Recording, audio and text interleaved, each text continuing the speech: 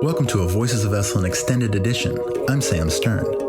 Today's episode is a part of a series of panels presented at the 9th Annual Blue Mind Summit at the Esalen Institute in the summer of 2019, where the topic at hand was blue mindfulness and water's positive impact on our emotional, physical, and spiritual well-being.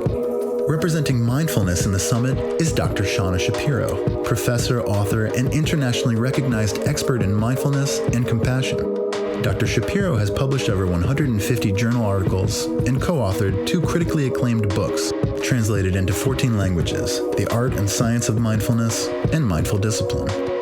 Her newest book is Good Morning, I Love You, Mindfulness and Self-Compassion Practices to Rewire Your Brain for Calm, Clarity, and Joy. Her work has been featured in the Wall Street Journal, Wired Magazine, USA Today, the Huffington Post, Yoga Journal, and the American Psychologist. She is a summa cum laude graduate of Duke University and a fellow of the Mind and Life Institute, co-founded by the Dalai Lama. Here's her keynote address at the 9th Annual Blue Mind Summit at Esalen. Hi, I'm Shauna Shapiro. I'm a professor at Santa Clara University and a faculty at Esalen. This is probably my favorite thing to do in the world, is be here and teach, and so grateful to all of you for coming here. It's kind of an adventure, this topic, because it's brand new. We've never done this before, and I feel like it's really important right now in our world to find places that are healing and to look for ways that we can also heal this planet. And I think we're doing both of those by bringing these topics together. My area of study is mindfulness and compassion, but our intention is really to bring the awareness and the presence and the wisdom and compassion of mindfulness practice to our awareness of the healing powers of water, and also to use the healing powers of water to help deepen our practice, because it goes both ways. And so there's this beautiful synergy of being here all together on this land surrounded by water. So I'm excited and I'm really grateful.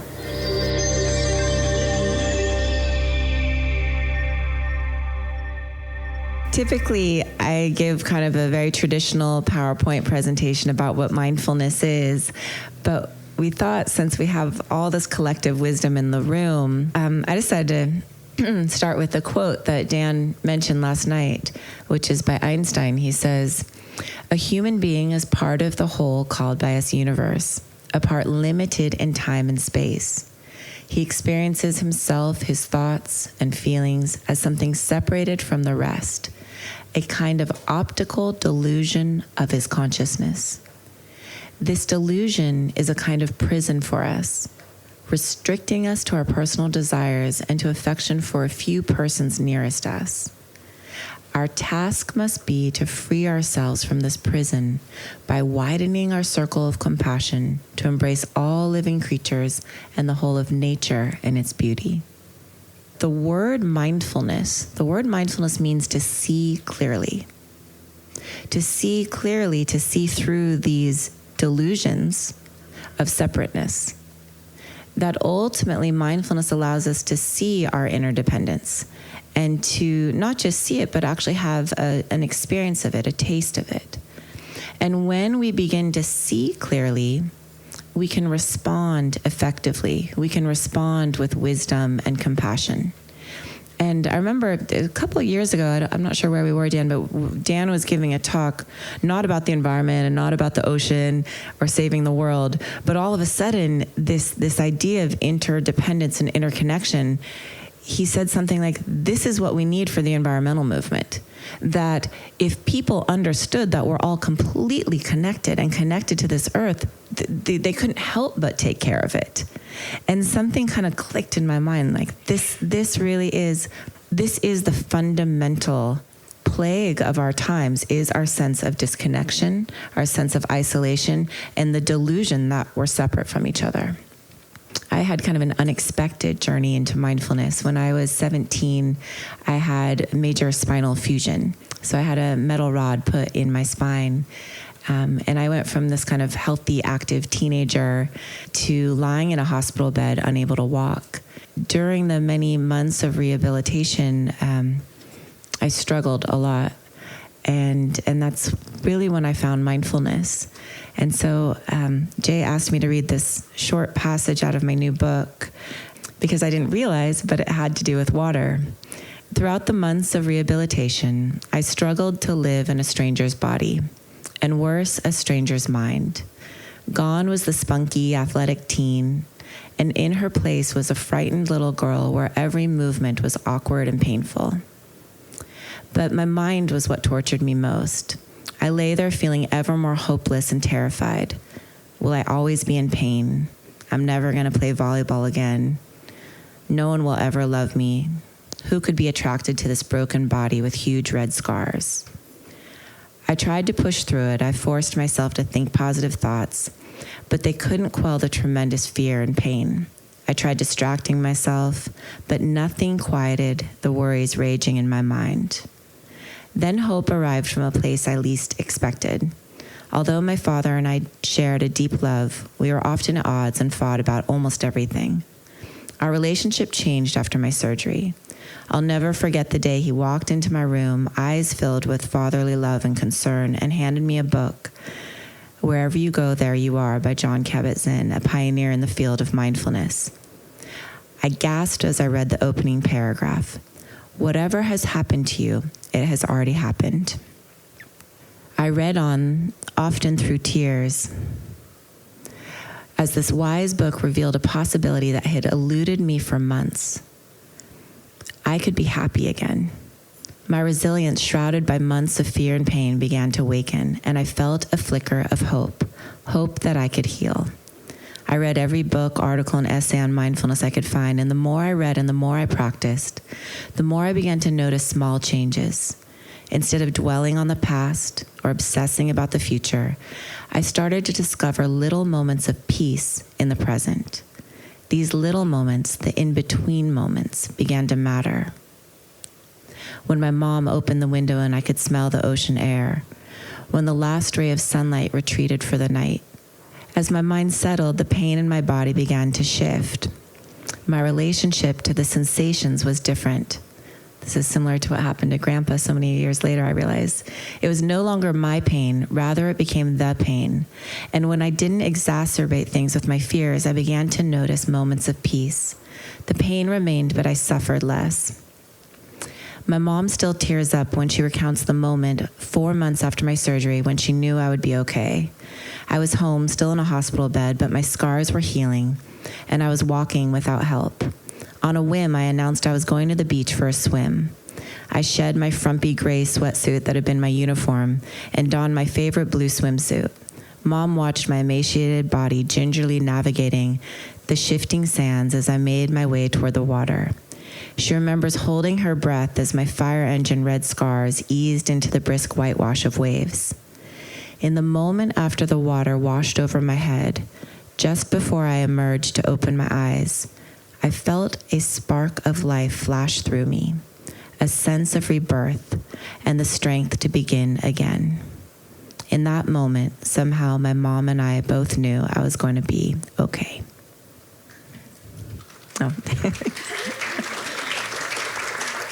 Oh. That's my first reading, so it's a little nervous. So my journey into mindfulness was, it happened, and that was over 20 years ago.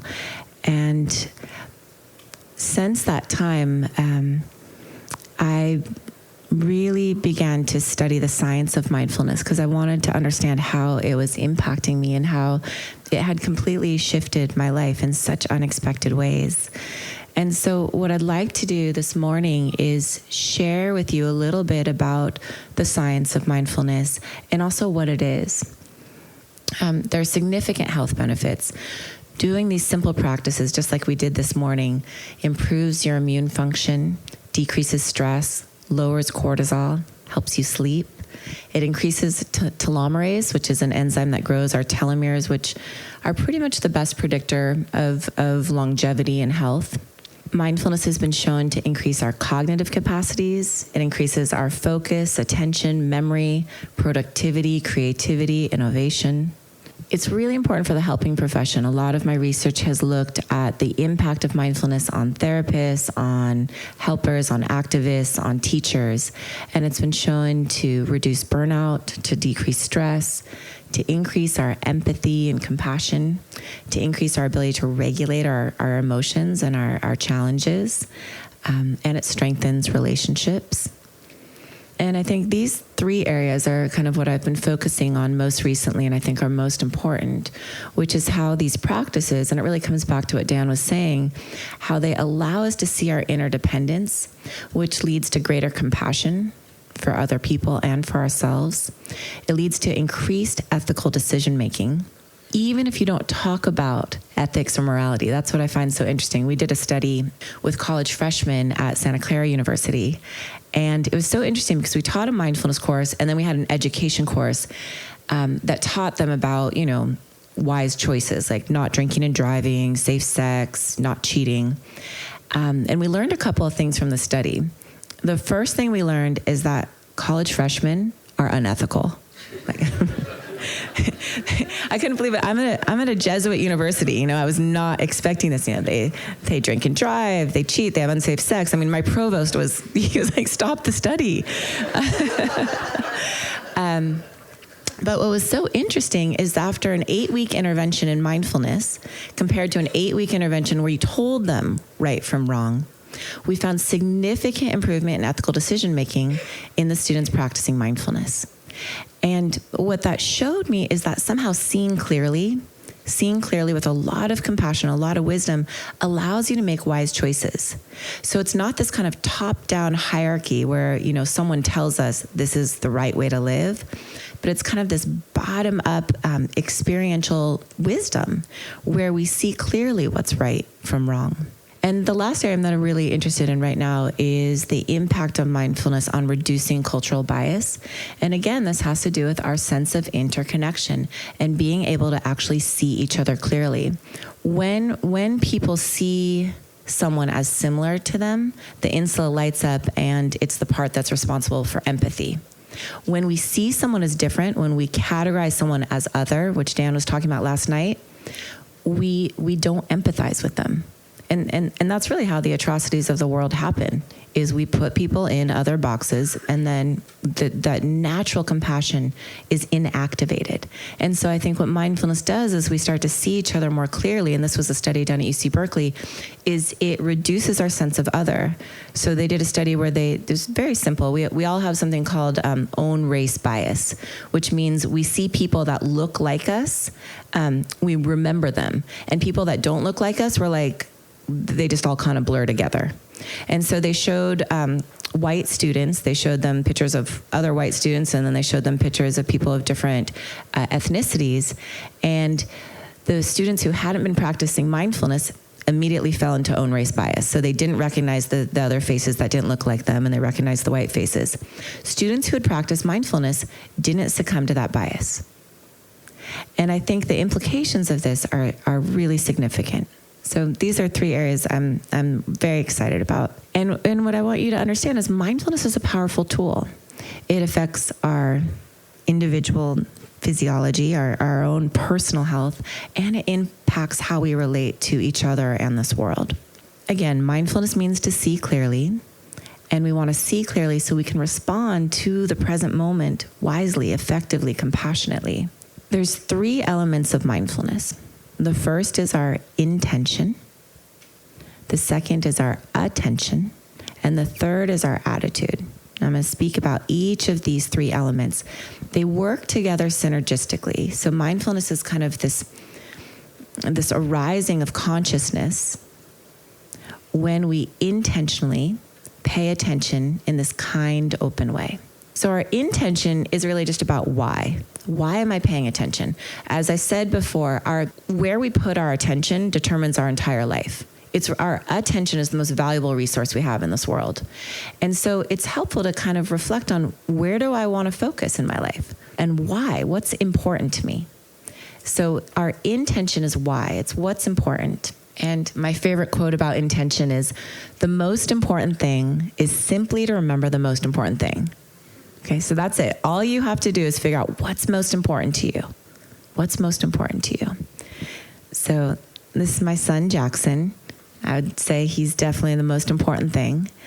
And I want to tell you a short story about intention. So some years ago, gosh, now it was a long years ago, 5 years ago, when he was about 9, I was away teaching in Europe for 3 weeks. And it was the longest we'd ever been apart. And as I was kind of, on my way home, I remember flying home from Copenhagen, and I started getting really anxious. I've been away too long. I'm a bad mom. I made the wrong choice. I've ruined our attachment bonds. And instead of spiraling down into that mother guilt or parental guilt, does anyone know that one? Never good enough. I set a really clear intention. When I get home, I'm not going to unpack, check email, do any of that stuff. I'm going to spend those first 24 hours just reconnecting with Jackson, just letting him know, Mama's home, you're safe, I love you. So I get home. It's a beautiful day in Marin where we live, and we both love going to the beach. So I thought, it's perfect. We'll go to the beach. We'll have this beautiful day reconnecting. So I told Jackson that was the plan, and he kind of shrugged his shoulders. And I start getting everything ready, right? I'm packing up his favorite foods for the picnic and all his gear, and I'm out of the car waving to the neighbors like, see, I'm home. See what a good mom I am. It's going to end poorly. So I go back inside, and I'm like, all right, Jackson, you ready to go? And he's like, nah, I don't feel like it. I'm like, what? We're going to go to the beach and I'm going to show you how much I love you, damn it. So he gets on his swim shorts and we're kind of heading out the door, and I'm already at the car, ready to go. I want to get to the beach in time for the perfect sunlight, the perfect picnic.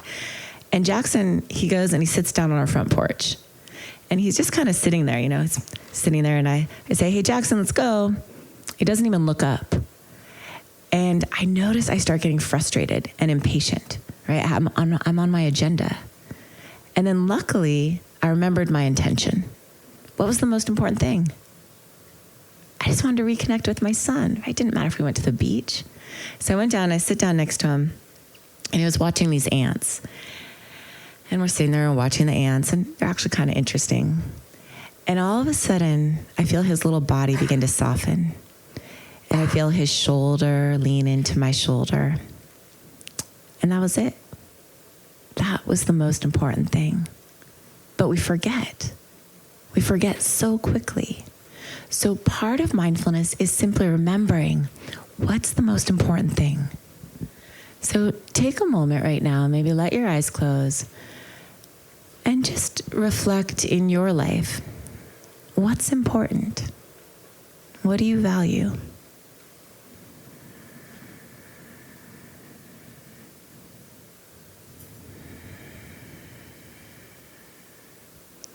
Good. You can let your eyes open.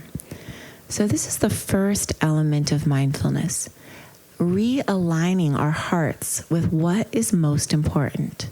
As I said last night, it's really setting the compass of your heart. It says, this is the direction I want to go. The second element of mindfulness is our attention. And this is about paying attention in the present moment. So I've been speaking probably for about 10 minutes. How many people have noticed that your mind has wandered? Come on. Everyone. If it hasn't wandered, I want to bring you into the laboratory and study your brain because you're the anomaly. Research from Harvard shows our mind wanders 47% of the time. On average, 47%. So that's about half of your life that you're not present, you're not here. And so part of this practice is learning how to kind of guide our mind back to the present moment. Because what typically happens, right? We get lost in the future. What am I going to do when this happens? How am I going to handle this? Or we start ruminating about the past. I wish I had done that. If only I had done that. And what happens is we miss the present moment. And if you think about it, this is the only moment we have. This moment right here. The past is gone. The future doesn't exist yet. This moment, kind of like Dan was talking, exactly like Dan was talking about last night, this present moment, this is the quantum reality, and it is a reality. And it doesn't mean that we don't need to prepare for the future, and it doesn't mean that we don't reflect on our past. It's important to be able to do both, to move from the Newtonian to the quantum worlds. But this is actually where our aliveness exists, right? This is the only time you can feel your body. that emotions exist, that you can connect with another person, that you can learn, that you can integrate, is right now. So part of this practice is training our attention right here in this moment. The third element of mindfulness is our attitude. And this is I believe this is the most important and the most overlooked. Our attitude has to do with paying attention with kindness and curiosity. And when I was first studying mindfulness, so after my surgery, about 3 years later, I decided to go to Thailand. And I had been practicing mindfulness on and off by myself, but hadn't really ever gone to a meditation retreat. And so I end up in Thailand for this 2-week silent meditation retreat, not really knowing what to expect, and kind of understanding that mindfulness was about being present, just focusing on the present moment. And so when I arrived at the monastery, the monks didn't speak much English and I didn't speak any Thai, but they instructed me to feel my breath going in and out of my nose as a way to focus my attention. So I sat down to begin and, 1 breath, 2 breaths, my mind wandered off. Right? Being present isn't so easy. Our mind is just taken away with all these thoughts. Watch your mind. Watch it right now. The mind has no shame. It goes wherever it wants to go. Have you noticed? And so what happened was I tried harder and it didn't work. And so I started to judge myself. What's wrong with you? You're terrible at this. You're a fake. Why are you even here? And then not only was I judging myself, I started judging everyone around me, even the monks. Right? Why are they just sitting here? Shouldn't they be doing something? And luckily, a monk from London arrived who spoke English. And as I shared with him my struggles and my judgments and my frustrations and my self-judgment, he looked at me and he said, "Oh dear, you're not practicing mindfulness." He said, "You're practicing impatience, frustration, judgment." And then he said these 5 words: "What you practice grows stronger." What you practice grows stronger. We know this now with neuroplasticity. Our repeated experiences, our repeated thought patterns, behaviors shape our brain. So he explained to me that if I was meditating with judgment, I was growing judgment. Meditating with frustration, growing frustration.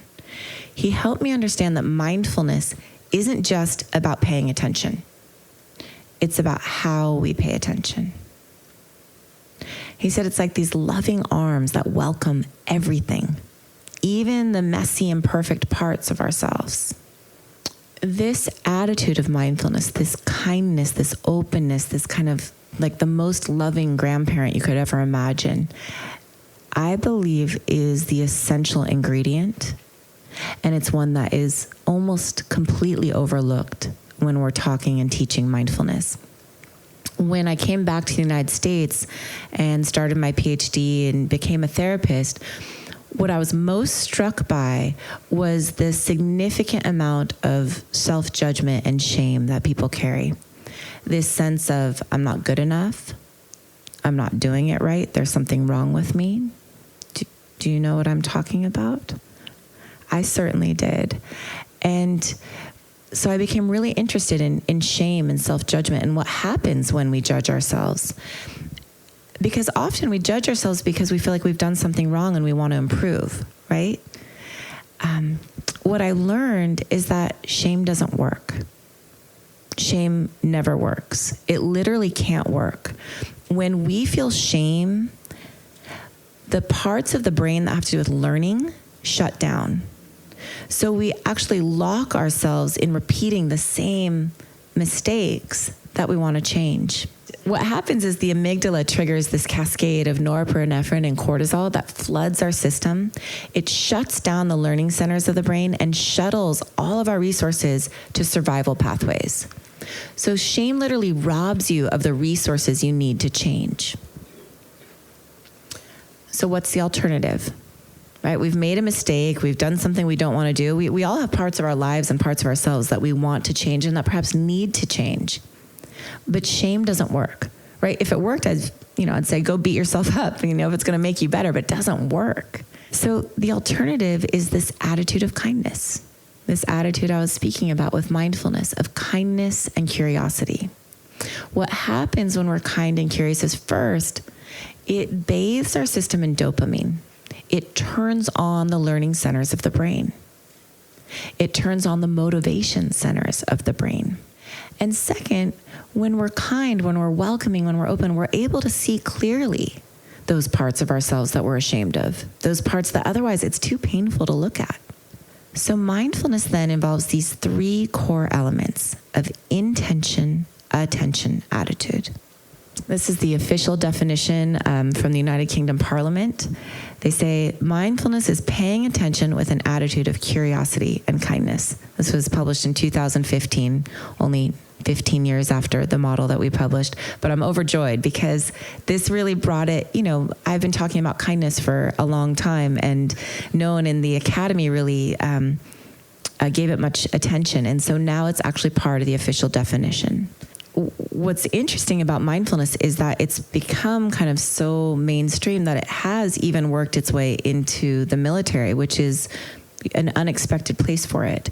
And so the story I want to share with you is about a high-ranking official who was having a lot of anger management issues. And so he was mandated to attend a mindfulness training course to work on his anger management. And when he first arrived, he was maybe somewhat hesitant to engage in the practices, but he really dedicated himself to them and really applied himself in earnest. And he told this story about a month into the program. He said he was at the grocery store and he was pushing this cart full of groceries, and just before he was getting into the line to check out, this elderly woman holding a little baby girl stepped in front of him. And she had only one item. She just had a carton of milk. And he was kind of annoyed that she stepped in front of him. And then he looked over, and to his right, the express lane was completely empty. And he was like, why didn't she go in that lane? He likes people to go in the right lanes, and she was clearly in the wrong lane. So he starts getting angry.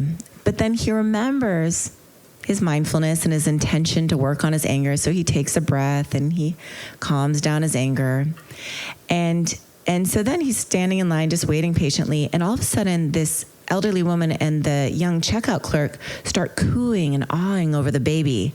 And then the woman hands the baby to the checkout clerk for a hug. And he's like, are you kidding me? Like, is this a nursery? Like, what the hell are they doing? And he's about to explode in anger. Like, are you... And then all of a sudden, he remembers his mindfulness practice. He takes another breath. And as he starts to calm down, he looks up and he sees that the little girl is actually pretty cute. And an instant later, she's back in the woman's arms and they leave the grocery store. And as the young checkout clerk is ringing him up, he says to her, that little girl is pretty cute. And she looks up and she says, really? Thank you. That's my daughter. She said, my husband died in Afghanistan last year, and I had to go back to work. And so my mom brings her in every day through my line for a hug.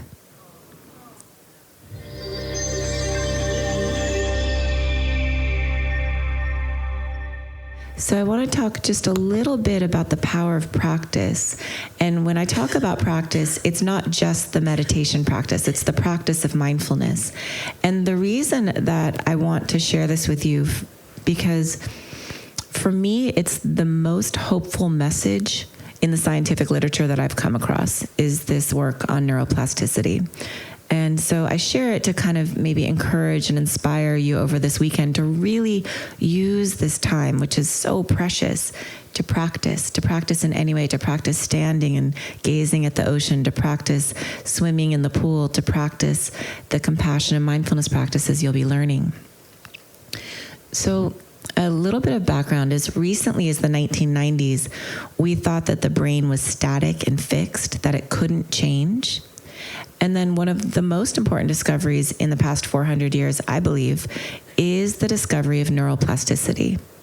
The finding that our brain is constantly changing throughout our entire lifespan, that our repeated experiences shape the brain.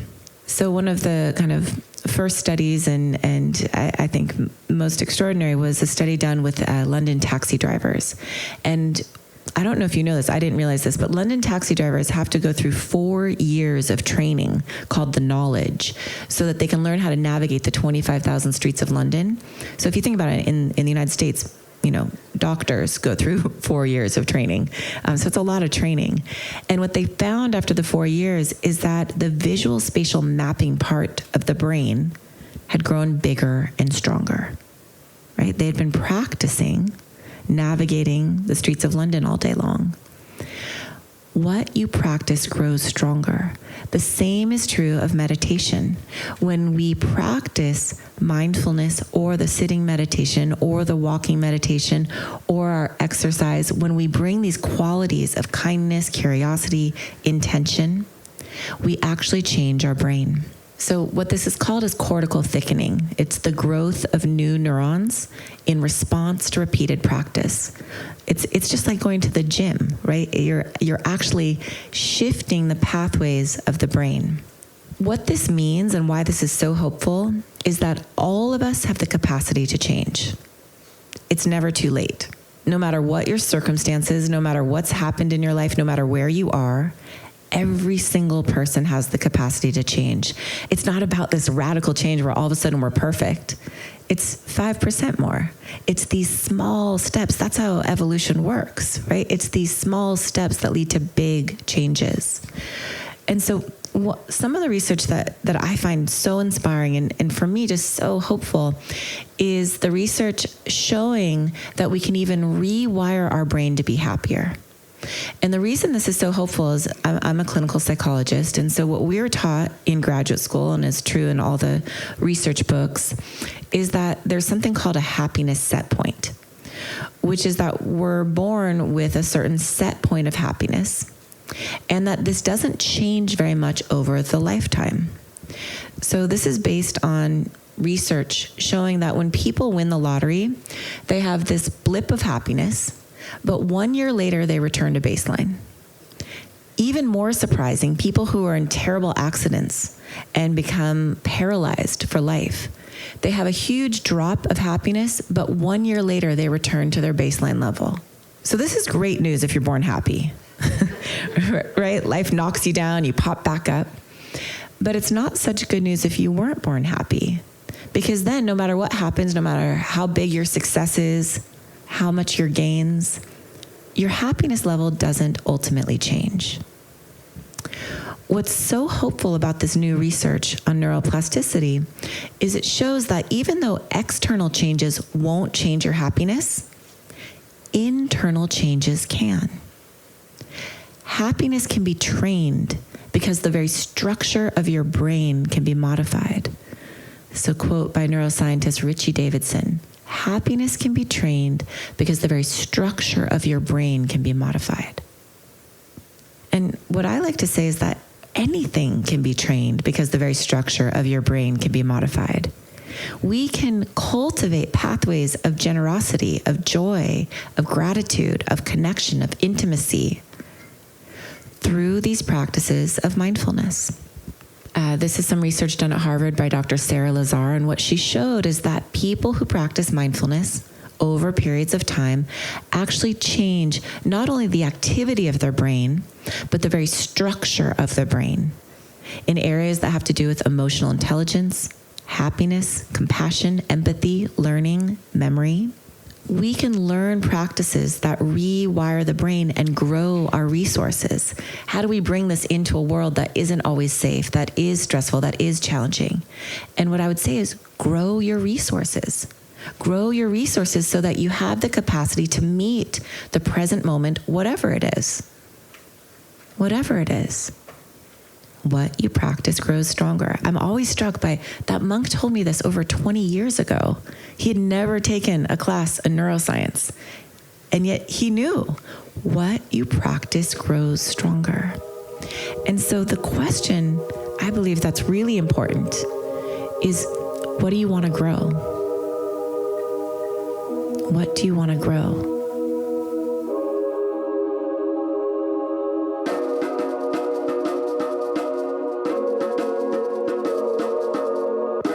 Thank you for listening to Voices of Esalen. Today's show is produced in conjunction with Cheryl Franzel, Lori Putnam, and Shannon Hudson. Our music is by Nico Holloman. If you'd like to hear more episodes, you can find us on Apple Podcasts, Spotify, Stitcher, Overcast, and more. You can also find all of our podcasts archived at our website, esalen.org. That's ESALEN.org. The Esalen Institute is a nonprofit organization. Programs like this one are made possible by the support of our donors.